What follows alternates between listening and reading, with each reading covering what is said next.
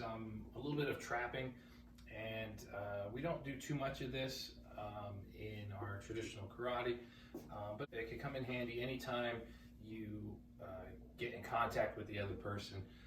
It's a good way to take weapons away or be aware of the weapons that they have so that they can't be used against you. We'll go over a couple of basic ones. Some of these come from Wing Chun. I'm no expert in Wing Chun, but taking some of the concepts and the ideas to apply it to some of the karates and some of the self-defense that we do. So a couple different ways that you can trap those hands. You could either be pushing or you can be pulling. In karate, we do a lot of Hickey Tay or chamber, pulling that hand back. So we're going to kind of start with that one first. I'm going to throw the right hook punch. I could block, I could soften him up, and I could start doing any of my techniques. But we're going to say that he blocks with his free hand. He blocks my soften up. So when he throws that hook punch, maybe I block, and as I go to strike, he's going to block and he's going to control or try to stop me from hitting him with that hand. So it's just a barrier that's in the way, and we're just going to try to get around it. So he throws the punch, I do my block. As I go to soften up, he blocks it. So all I'm going to do is I'm going to reach underneath with my free hand that was holding his left. I'm going to bring it around, I'm going to grab, and just like in our traditional karate, I'm going to pull it back to my hip as I step back, and I'm going to throw a straight punch, vertical strike, anything like that. Just like a traditional karate punch where the hand comes back to the hip. Or he punches, I block, he blocks my strike, I'm going to come underneath. As I grab, now I'm on a little bit of the opposite side, so I'm going to pull and strike. You know, I block it, he blocks my strike, I'm going to come underneath, grab. Again, I could stay here and just shift, but I want to pull this shoulder so that this hand goes away.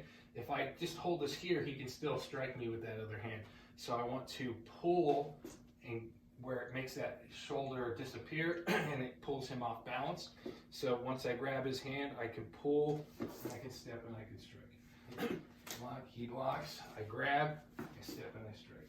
And then we can follow up with any of our techniques that we want to do after that. Now obviously, where he blocks my hand is going to determine a little bit of it as well. So if he throws that hook punch again, if I block it, if I go to hit and he blocks at my wrist, it's easy for me to come underneath and grab and work here. But if he blocks a little bit closer to my middle of my forearm or almost by my elbow, he reaches out further. Again, I could pull on the inside this direction and almost the same type of motion. I'm going to let go of this hand. I'm going to pull this one down to my hip, but I'm going to throw an elbow as I do it. So I'm going to come in across with my elbow. So I'm going to pull and twist. And I could step like I did before, but since I'm using the elbow, I'm going to be kind of coming in a little bit closer. He punches again, I block. He blocks a little bit farther away from my wrist. I can just pull this hand down, going from the inside as I rotate, and as I pull it to my hip, I can be hitting with my elbow or the forearm. You can come across with another strike. I block. He blocks further at my forearm or towards not so high up on my wrist. I'm going to twist, pulling on the wrist.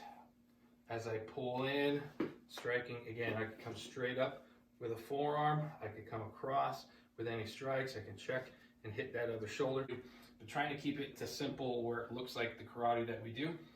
Pulling this hand back, rising that hand up, similar to a rising block that we do in karate. When I'm far away, if he's trying to hit me on top of the head, I can block with this motion. But when I'm in close and I'm in here, I could be striking with this motion, pulling and striking underneath the chin as I do it. He punches here, he blocks, I pull and I strike up. And again, we can move into any other options that we want to do after. Another way that you could stop the hands is by pushing, but we're going to go back to the same type of block that we did before, and it's going to kind of have that same motion, but instead of pulling, I'm going to slap it to the side. So when he punches, and if I block, he blocks my soften up. Again, if he's high up and I have this angle underneath, I'm going to bring my hand up like I'm going to grab it, but I'm going to push it down into his body, which gives me the option to strike. So I want to use my forearm to pin it against him. What makes the trap work is that pressure. If he punches again, if he blocks, when I'm in here, I want to kind of push this like I'm trying to place my palm right onto his chest. Most people, it's like a finger trap where when I get to this position and if I'm pushing into him, he's going to want to push back. And the more he pushes back, the more he's actually making the lock work. But so this one. If I push into him and he just backs up, the lock's gone. So we're kind of capitalizing on his instinct to want to push back. He punches, I block, I strike, but I miss. This could strike to the eyes. I can push it down as I strike, and I can use my left hand to kind of control. And now I can go back to pulling or controlling, depending on what you want to do. He blocks, I come up underneath, I push it down, and I can strike with my free hand. And again, you could press to a grab, you can grab it, you can, once we get that connection, we can start doing a lot of simple takedowns with that arm. The opposite of that is just going on the inside. So just like we said before, if he hook punches, and instead of blocking at my wrist, he blocks a little bit further down, and he's kind of more pushing it, like trying to keep it farther away from me. A lot of times, if he's throwing a back fist at me, we tend to keep it close by us.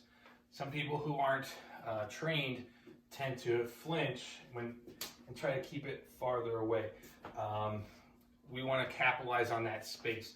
When they push that away, we can use all this space between him and us to get in there with our arms and do things. I block, he blocks with with his hand. So instead of me coming on the outside, I'm just going to slap across on the inside. So I'm folding my hand down and just coming in and filling that space. Again, I don't want to stay there for too long. I'm going to be directly in front of him. So when I block and he blocks, and if I slap and I come in here, I don't want to stay here for too long because now I can get hit by either hand if I don't control them. So usually what I'll do is once I get to the center, I'll start to pivot out or circle to one side or the other. Or I can take an angle a little bit better. I can throw my strike from here and I can move on a little bit of a V. So if you picture he's directly in front of me and there's lines going out on an angle or lines coming straight, he throws his hook punch. I can stay straight in front of him, or I can take one of those angles.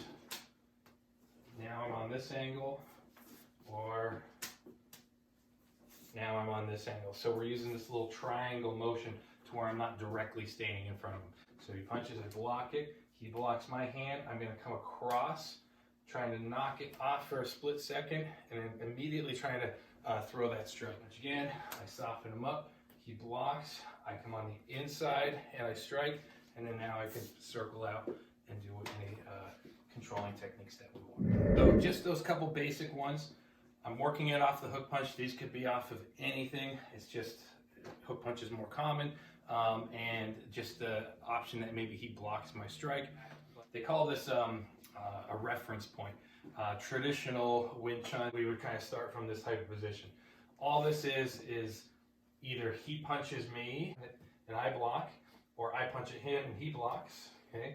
Or we got there some other way. Maybe we're fighting and all of a sudden I go grab his hand or he grabs my hand. We just make connections somehow. The hardest part about doing this is doing it from far away and trying to get those.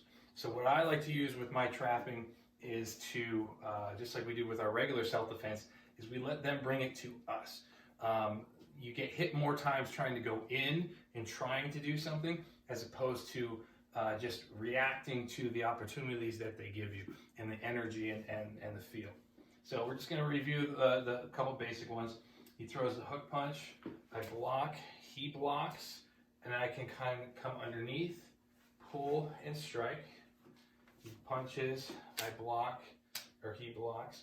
Now I can go, instead of going on this side with my right hand, I could pull with my left and come up, punches again, he blocks. I can come on the inside or on the outside and push down and strike, or I can come from the inside and strike.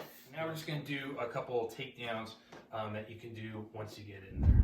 Okay, so we're going to work off the first one, and we're going to add a takedown into it. So he throws his hook punch, I block, he blocks my strike. I'm going to wedge underneath, and I'm going to pull as I strike. From this position, it's super easy to go for the armbar. You can do it many different ways. The simplest one that I'm going to do is as I punch, I'm going to roll it down, get him to this position, and then I'm going to kick out that front foot. Slide your foot back. I'm going to kick him out, taking him down. So he comes in again, I block, he blocks, I come underneath, I pull and I strike. When I get to this position, I'm going to roll him down. Again, I can kick. So it's his hook punch, I block, he blocks, I wedge underneath, I pull and I strike. Rolling it down, again I could knee him, kick him, sweeping that foot out, taking it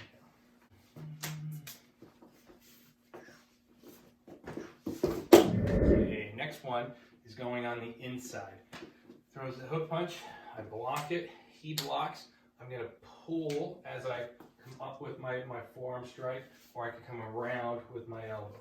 Because I'm rotating in this direction, I'm going to keep going in that direction. I'm going to use the arm, but I'm also going to use the head. If I came up with the forearm, I can wrap around the head, taking it down around in that circle. Block, good. I can pull. If I hit here, I can reach underneath the arm into the shoulder throw. If I get more on this side, I can pull him down for a knee. It depends on the energy that he's giving you and the angle that you're at, or how he reacts to the strikes that you give him. I block, he blocks, I come on the inside, I can come up around the head, take a block, I come on the inside, I can go underneath the arm, or he blocks, I pull, I can pull him down right into the... Okay, so next one we're going to do is off of the slaps. So he throws the hook punch, I block, again I'm going to wedge in from here, I'm going to push in and I'm going to strike. Now when I'm trapping and I'm collecting those, or pushing that hand too close to him, I don't want to pull it back away unless he gives me that energy. So once I get that hand pinned, I'm going to either use his head or his legs to disrupt his balance and take him down. I'm here, I wedge underneath as I come in for my strike. Similar to before, I can use my knee on the inside. I can take my hand around his head, or I can just push. I'm just going to kind of lean forward, taking him back. Here, I wedge this in. I can get him going back, and instead of me just pushing on his knee, I could sweep his foot out from underneath. Comes in. Once I get to this position, I can step either with my right or my left, but what I'm going to do is I'm going to take a step behind with my right and take him over my knee for our strike. Boom, I wedge in and I strike. Again, first one, I slide in, I hit that knee and I just lean forward again. I could take the head, I could come over, I can hit, but I'm just using his knee to push forward as I take him down.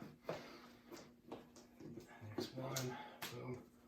Now, same type of motion, but I'm going to push or strike as I scoop his foot up. Just a punch, boom. Especially if I cut more of an angle like this, I'm going to kind of C-step around, stepping in, stepping over.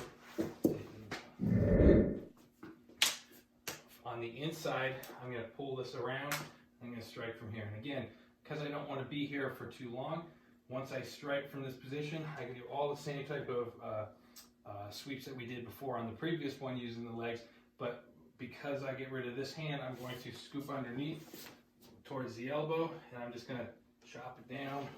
Again, I block, he blocks, I hit on the inside.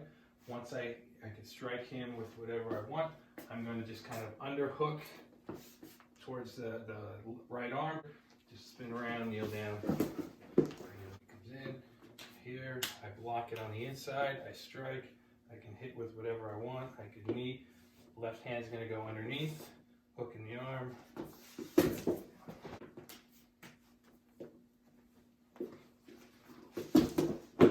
Simple concepts or ideas for trapping. Just controlling those limbs, being aware of them, trying to work on your angles, and just being conscious of that they could strike or block with those hands. When he throws a normal hook punch, we tend to talk more about him hitting me with this free hand as opposed to him blocking with that free hand. Either one might happen. He can also grab with that free hand. He throws a hook punch, maybe I did hit him, but now I'm starting to do a control. Now he tries to reach to stop me. Okay, so from there now, my techniques might have to change into something else. Because he has that free hand, we always have to be aware of it. Can he hit me with it? Can he grab me with it? Can he block some of my strikes? And it all depends on the energy or the opportunity that he's giving us by his reactions. So we have to be aware that they're not dummies and that they're going to try everything in their ability to get out of whatever we're doing to them, or try to attack back, or try to stop us from doing what we're trying to do to them. So always think about that, and those are just a couple techniques that you can use. Sneak them in there whenever you can.